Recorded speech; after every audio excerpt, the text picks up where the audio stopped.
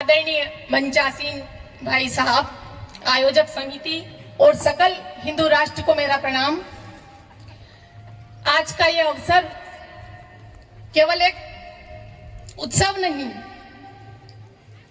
संघ की साधना के 100 वर्ष का प्रतीक है। हिंदू जीवन पद्धति में सबसे छोटी इकाई मनुष्य नहीं, परिवार है, और मां ही उस परिवार की धुरी होती है। मां ही परिवार को संस्कार देकर पालन करती है। भारत में स्त्री और पुरुष एक दूसरे के पूरक हैं, प्रतिस्पर्धी नहीं है, अर्धनारीश्वर की तरह।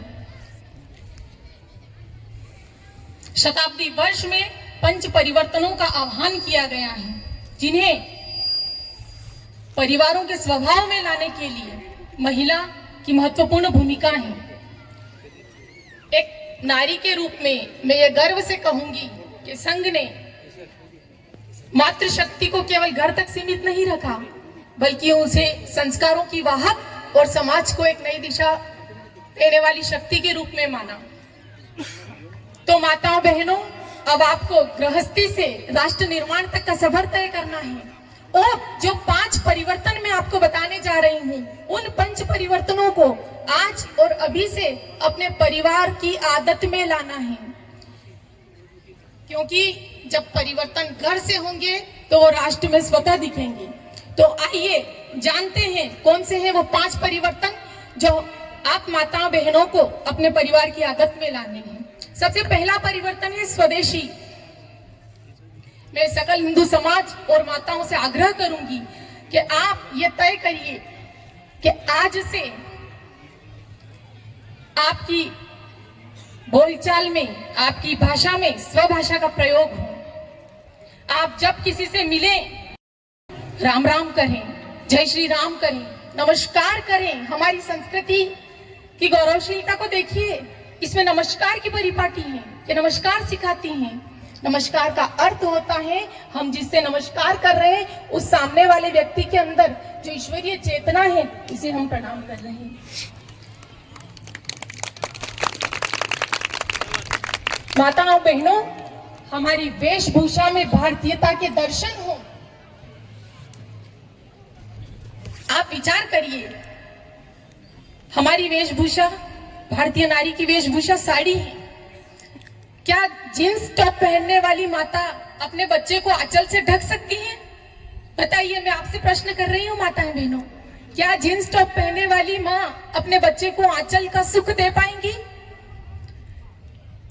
मैं एक बार फिर पूछ रही हूँ, क्या दे पाएंगी?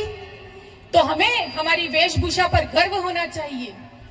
तो आप ये बदलाव लाइए, हमारी वेशभूषा में हमारी भारतीयता का दर्शन होना चाहिए। हमारे घरों में हमारे नन्हे नन्हे बालकों को आप तिलक लगाने की आदत डालिए, हाथ में कलावा बंधाइए, ताकि उनकी पहचान उन्हें पता हो वो कौन है।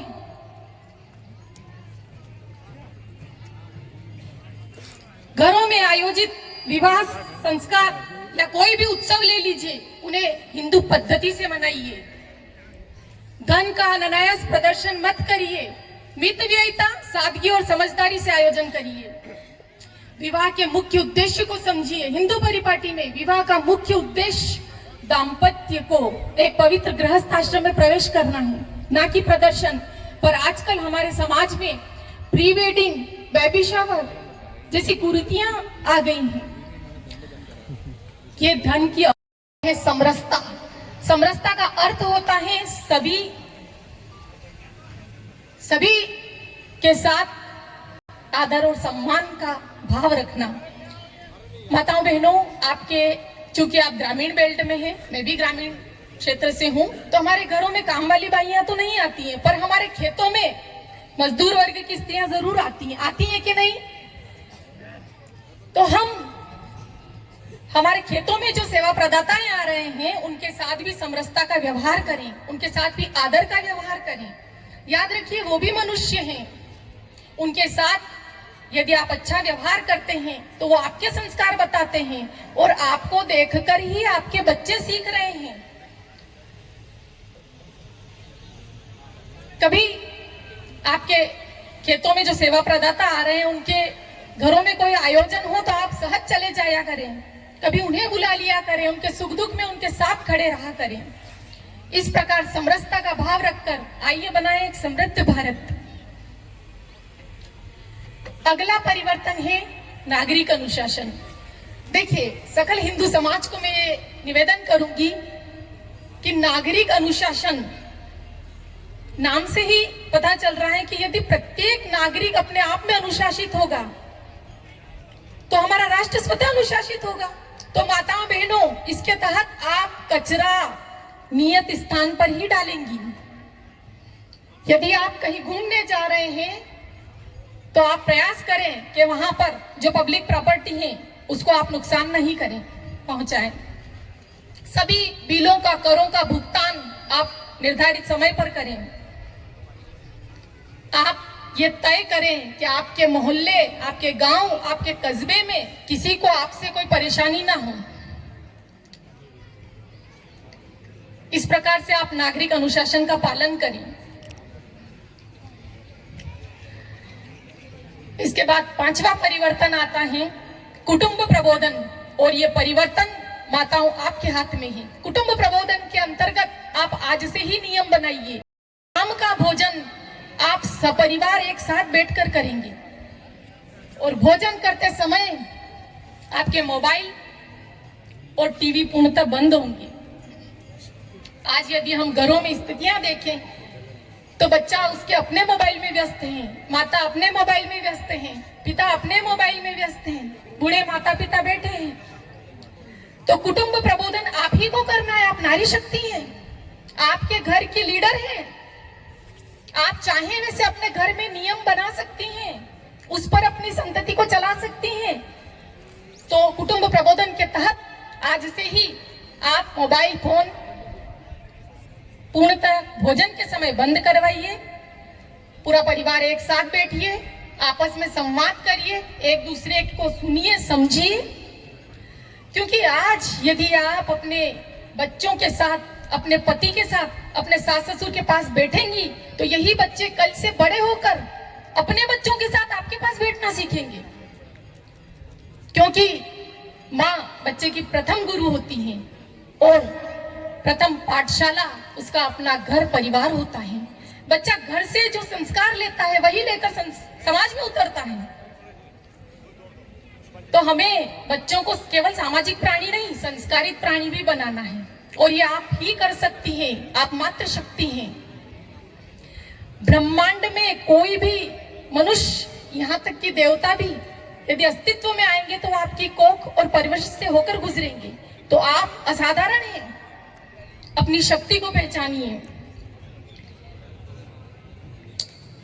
हमारी संतानें संस्कारी और गुणी हो और वास्तविक अर्थों में हिंदू पद्धति को मानने वाली हो, हिंदू हो, इसके लिए आप बहनों को एक और काम करना है, और वो है आप सब अपने मोहल्ले में बाल गोविंदम और संस्कार केंद्रों की स्थापना करिए।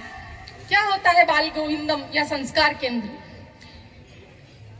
इसके तहत आप अपने मोहल्ले में कोई जगह देखिए, कोई कमरा ले लीजिए, किसी मंदिर का प्रांगण ले लीजिए, वहां पर आप मोहल्ले के 10-15 बच्चों को इकट्ठा करिए।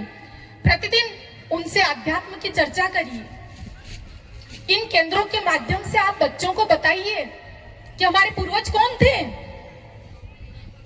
उन्हें महाराणा प्रताप का चरित्र सुनाइए, उन्हें शिवाजी का चरित्र सुनाइए। उन्हें बताइए कि कैसे अंधे माता पिता को श्रवण कुमार ने अपने कंधे पर बिठाकर चारों धाम की यात्राएं करवाई थी।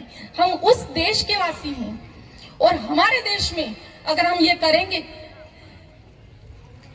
तो कहीं ना कहीं श्रवण कुमार के इस देश से वृद्धाश्रम खत्म हो जाएंगे।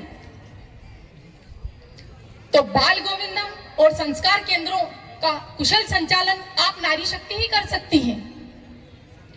इन केंद्रों के माध्यम से आप बच्चियों को बताइए, लड़कियों को बताइए, बच्चियों को बताइए कि आप ऐसे देश में रहती हैं जहां सती अनुसुईया ने अपने पतिव्रत धर्म के बल पर ब्रह्मा विष्णु महेश को पालने में झुला लिया था।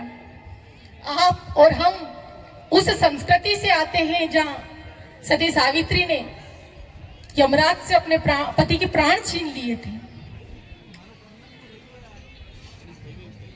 मातृशक्ति, मैं आपको पुनः निवेदन कर रही हूं कि ये जो 5 परिवर्तन मैंने आपको बताए हैं, इनको आप अपने जीवन में, अपने घरों में पालन करिए, क्योंकि आज आप इतनी बड़ी शक्ति है कि कल का भारत कैसा होगा ये आपके हाथ में है, क्योंकि संस्कार और सृजन आप ही का दायित्व है। तो आइए गढ़े एक संस्कारित भारत। आप सब ने मुझे बड़े धैर्य से सुना, बहुत बहुत धन्यवाद, साधुवाद, जय श्री राम।